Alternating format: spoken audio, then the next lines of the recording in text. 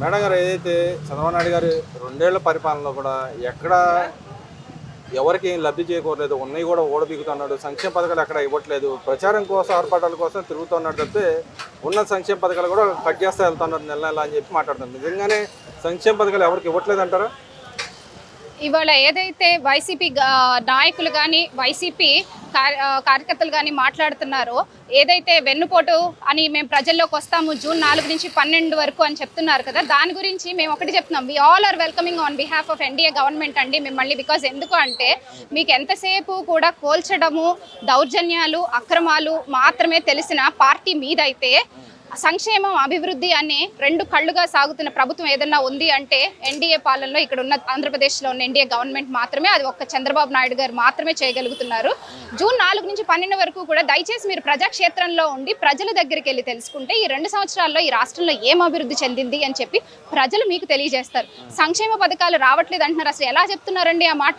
తల్లికి వందనం పేరుతో ప్రతి బిడ్డకి కూడా డబ్బులు ఇవ్వడం జరుగుతుంది. 15,000. 3 పిల్లలున్నా, 4 పిల్లలున్నా, కొన్ని చోట్ల 5 పిల్లలున్నా కూడా ప్రతి బిడ్డకి కూడా తల్లికి వందనం అందుతుంది. అర్హులైన ప్రతి ఒక్కళ్ళకి కూడా సంక్షేమం తమ ఇంటికి చేరుతుంది. 1వ తారీఖున ఎన్ని ఉన్నా సరే, అది ఆదివారం అయినా, పండగ రోజైనా, ఇంకో రోజైనా సరే, 1వ తారీఖున ఉదయం 9 గంటలకల్లా ప్రతి ఒక్కరికి కూడా పెన్షన్స్ అందుతున్నాయి.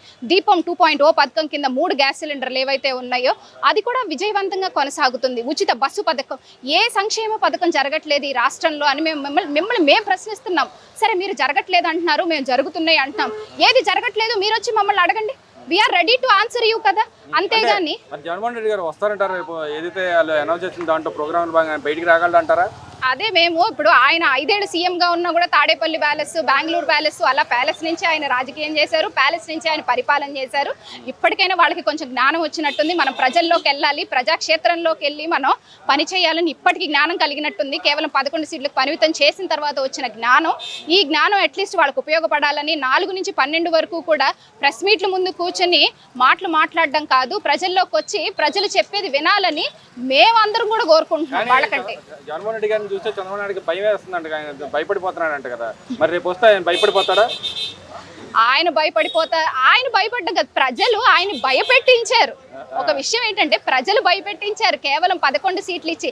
ఆయన భయం ఏంటంటే ఈ 11 సీట్లు ఆ ఒక్కటన్నా మిగలదు, మొత్తానికి 0 చేసేసి నన్ను కూడా ఓడించి ప్రజలు నన్ను ఇంటికి మాత్రం, నేను ఏదైతే ఇంటికి పరిమితం అవుతానో ఆ శాశ్వత చిరునామా నన్ను ఆ ఇల్లే చేసేస్తారనే భయంతో ఉన్నాడు ఆయన. చంద్రబాబు నాయుడు గారికి రాజకీయాలు, కక్ష సాధింపు చర్యలు చేయడం చంద్రబాబు నాయుడు గారి నైజం కాదు. ఆయనకి తెలిసిందల్లా ఒకటే, అభివృద్ధి చేయటం, సంక్షేమం అందించటం.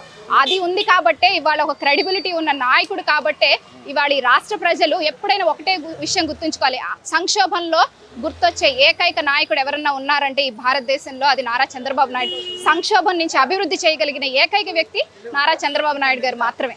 అంటే మీరు ఈ మాటలు చెబుతున్నారు కానీ ఎక్కడ మహిళా సాధికారం నడవలేదు, మా టైంలో మహిళా సాధికారం నడిచింది అని చెప్పి మాట్లాడుతున్నారు కదా. ఏదైతే మహానాడులో కూడా మహిళా పేరు చెప్పుకొని చేశారో ఎక్కడ మహిళలకు ఏం జరగలేదు, వెన్నుపోటు పొడిచాడు అని చెప్పి మాట్లాడుతూ ఉన్నారు కదా. మహిళలు ఆనందంగా ఉన్నారన్నా, మహిళలు ఆత్మవిశ్వాసంతో ఉన్నారన్నా, మహిళలు ముందడుగేస్తున్నారన్నా అది కేవలం ఎన్డీఏ గవర్నమెంట్ వల్లే, తెలుగుదేశం పార్టీ ప్రభుత్వం, అలాగే జనసేన వల్ల. ఇవాళ ఏదైతే మహానాడులో స్త్రీ శక్తి అనేది ఒక థీమ్గా మహిళలు ముందుండాలి. ఇవాళ పాఠ్యాంశంలో కూడా నారా లోకేష్ గారు పాఠాలను చేర్చారు, మహిళలకు ఎలా గౌరవం ఇవ్వాలని. ఎప్పుడు వెనకటి నుంచి నానుడిలో ఉన్న గాజులు వేసుకున్నావా, చీర కట్టుకున్నావా, అలాంటి మాటల్ని మనందరం కూడా ఖండించాలని నారా లోకేష్ గారు వేదికగా పెద్ద వేదికల ద్వారా తెలియచేస్తున్నారు.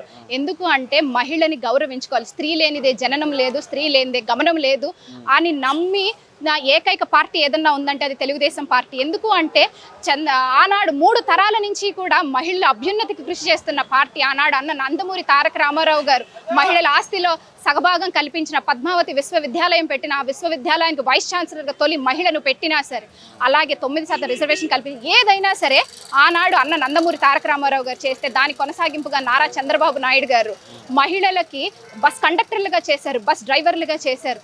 అలాగే స్థానిక సంస్థల్లో రిజర్వేషన్లు కల్పించారు. ఇంకా చెప్పుకుంటూ పోవాలంటే ఏ సంక్షేమ పథకమైనా మహిళ పేరుతో రావాలి అని చెప్పిన మొదటి వ్యక్తి నారా చంద్రబాబు నాయుడు గారు. కానీ ఎక్కడ కూడా అమలు చేయట్లేదు, మహిళలు మోసం చేస్తా ఉన్నాడు, ఓ పక్క ఏదో కాంగ్రెస్ పార్టీ మోసం చేసిన పార్టీతోనే చట్టపట్టాలు వేసుకొని తిరుగుతూ ఉన్నాడు చంద్రబాబు నాయుడు అని చెప్పి పేర్నేని నాని గారు వీళ్ళు మాట్లాడుతూ ఉన్నారు. ఎవరితో చట్టబట్టాలు వేసుకుని తిరిగారండి? అభివృద్ధి జరిగే మీలాగా విభజించి పాలించే రాజకీయాలు తెలుగుదేశం పార్టీ చేయదు.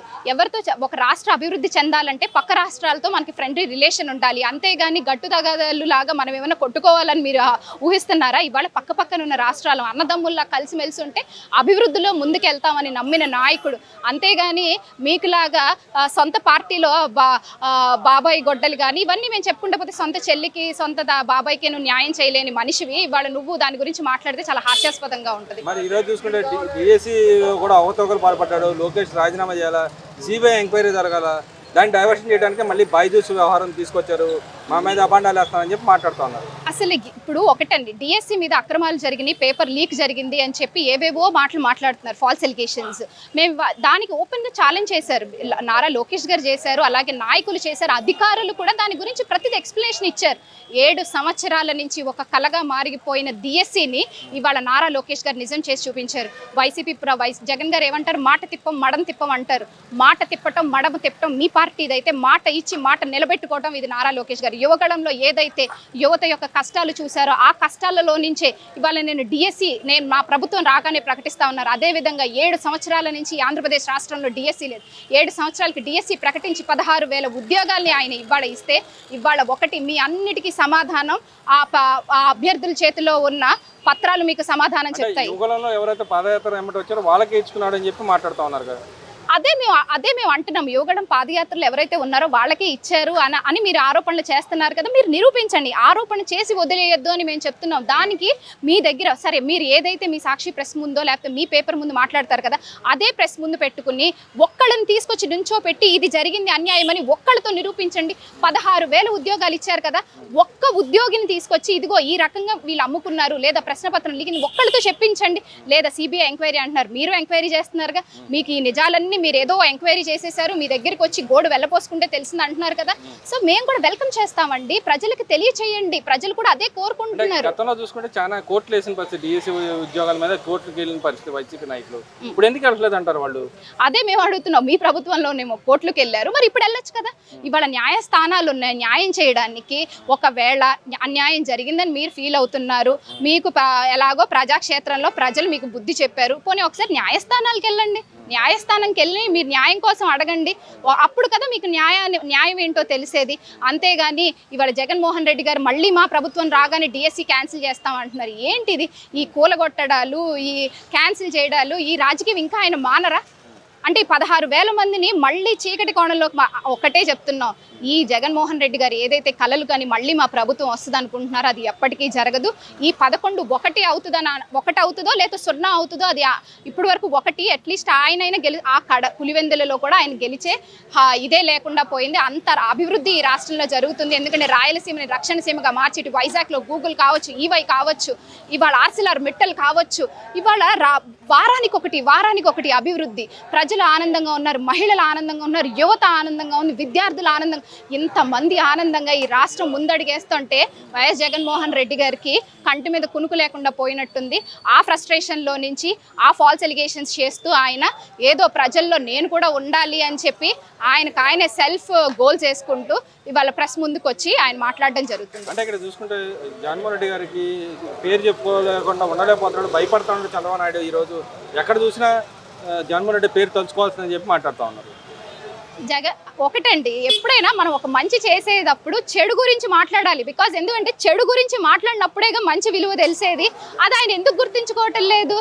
రాముడి గురించి మాట్లాడుకునేటప్పుడు రావణాసురుడి గురించి కూడా మనం మాట్లాడుకోవాలి కదా. రావణాసురుడు జగన్మోహన్ రెడ్డి అయితే రాముడు మా నారా చంద్రబాబు నాయుడు గారు. బికాజ్ ఒకటేనండి, మనం ఎప్పుడైనా గుర్తుంచుకోండి, మహాభారతంలో కూడా పాండవుల గురించి మాట్లాడుకుంటాం, అలాగే కౌరవుల గురించి ఎందుకని ధర్మం అధర్మం, చెడు మంచి రెండిటి గురించి మనం మాట్లాడుకుంటాం. అలాగే చెడు గురించి మాట్లాడితేనే కదా ప్రజలకి మంచి ఏంటో తెలిసేది. మా నాయకుడు రాములు అంటే పేద ప్రజల యొక్క గుండెల్లో ఉన్నాడని చెప్పుకుంటున్నారు. అవును, 100% అండి. ఇవాళ పేద ప్రజలకి కేర్ ఆఫ్ అడ్రస్ ఏదన్నా పేద ప్రజల సంక్షోభం ఇవాళ ప్రతి సంక్షేమాన్ని కూడా ఆ వాళ్ళ ఇంటికి వెళ్ళి కూర్చుని మరీ చేస్తున్నారు ఇవాళ. అది నా నాయకుడు.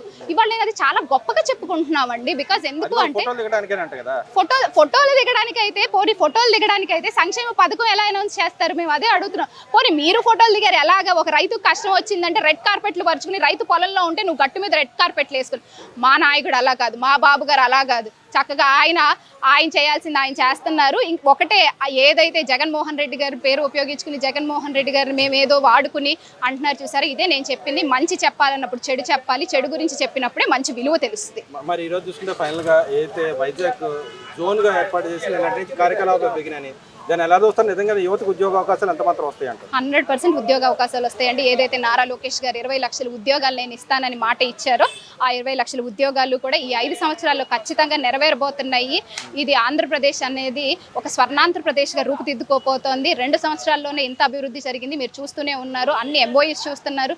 ప్రతిరోజు కూడా 24 గంటలు కూడా హెచ్ఆర్డి మినిస్టర్ గారు అవ్వచ్చు, మిగతా పార్టీ నాయకులు కావచ్చు, నారా చంద్రబాబు నాయుడు గారు, డిప్యూటీ సీఎం పవన్ కళ్యాణ్ కూడా అహర్నిశలు శ్రమించి ఈ రాష్ట్రాన్ని ముందడుగు వేయడంలో, స్వర్ణాంధ్రప్రదేశ్గా రూపుదిద్దుకోవడంలో అక్కడ మోడీ గారి గవర్నమెంట్ సహకారంతో ఇవాళ ఈ రాష్ట్రం ముందడుగు వేయబోతోంది. ప్రతిదీ కూడా ఈ రాష్ట్రానికి మంచి రోజులు వచ్చినాయి, చీకటి రోజులు పోయినాయి. అందరూ కూడా ఆనందంతో ఉంటాము అని అందరికి తెలియజేస్తాం.